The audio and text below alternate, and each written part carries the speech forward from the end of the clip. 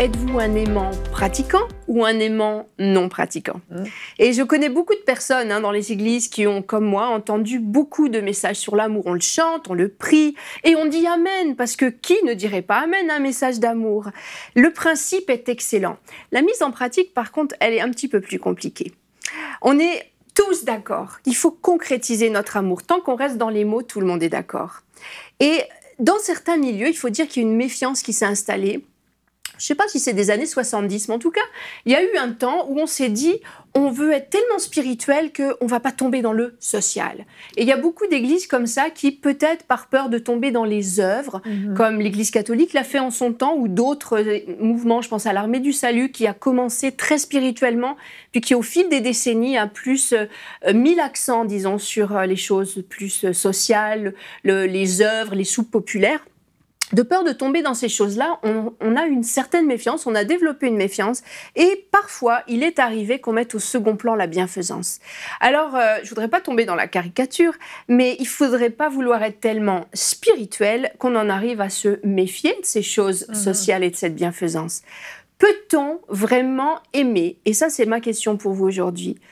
Peut-on vraiment prétendre aimer sans passer à l'action? J'ai regardé dans Luc 7, et vous pouvez regarder avec moi au verset 24, on voit Jésus dans la maison de Simon le pharisien. La femme pleure, mouille les pieds de Jésus avec ses larmes, elle les essuie avec ses cheveux, elle met du parfum. Et Jésus s'adresse à Simon et lui fait des reproches. Il lui dit « Vois-tu cette femme? Je suis entré dans cette maison et tu ne m'as point donné de baiser. » Mais elle les a mouillés de ses larmes. Elle les a essuyés avec ses cheveux. « Toi, tu ne m'as pas donné de baiser. » Mais elle, depuis que je suis entrée, elle n'a pas cessé d'embrasser mes pieds.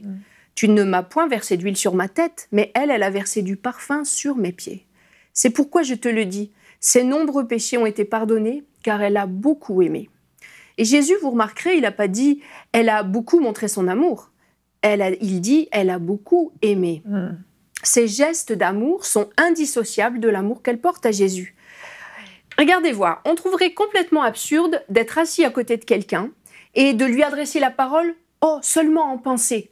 À moins que vous soyez télépathe, moi, il faut que j'ouvre ma bouche pour parler à quelqu'un.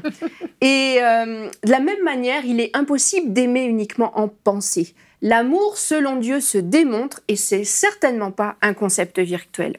Le plus grand modèle d'amour, c'est celui du Père Céleste envers nous. Et il ne s'est pas contenté de nous aimer théoriquement, parce que franchement, ça nous aurait fait une belle jambe, mais il a mis son amour en œuvre en donnant son Fils unique à la croix pour nos péchés. L'apôtre Paul dans Romains nous dit, Romains 5,8, « Dieu prouve son amour envers nous, en ce que lorsque nous étions encore des pécheurs, Christ est mort pour nous. » Et Jean insiste en disant dans 1 Jean 3,16, « Nous avons connu l'amour, en ce qu'il a donné sa vie pour nous. Nous aussi, nous devons donc donner notre vie pour les frères. » Il remet même en question la foi de celui qui ne met pas son amour en action. Et il dit au verset suivant, « Si quelqu'un possède les biens du monde et que voyant son frère dans le besoin, il lui ferme ses entrailles, comment l'amour de Dieu demeure-t-il en lui?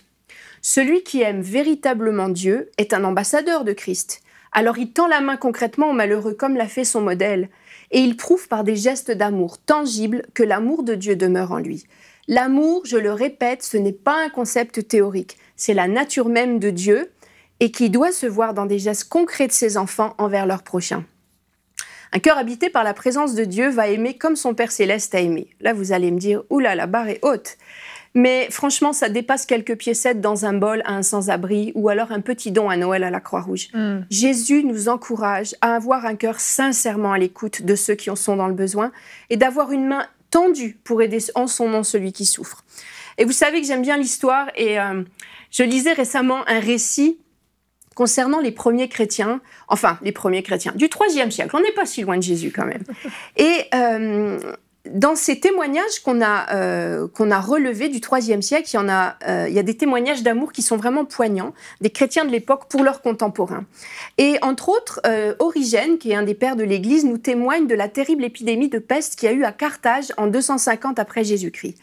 Et il nous dit que les païens terrifiés par l'épidémie de peste ont fui la ville en abandonnant leurs malades, alors que les chrétiens sont restés courageusement. Et même, il dit, je cite, ils ont soigné ces malheureux avec la même sollicitude que ceux de leur propre communion. Et leur témoignage a fait tellement de bruit que beaucoup se sont convertis dans leur génération. Alors si l'amour de Dieu demeure vraiment en nous, il est absolument impossible d'être un aimant non pratiquant. Alors moi, ce que je vous encourage à faire aujourd'hui, je le dis à moi-même aussi par la même occasion, décidons tous de passer concrètement à l'action.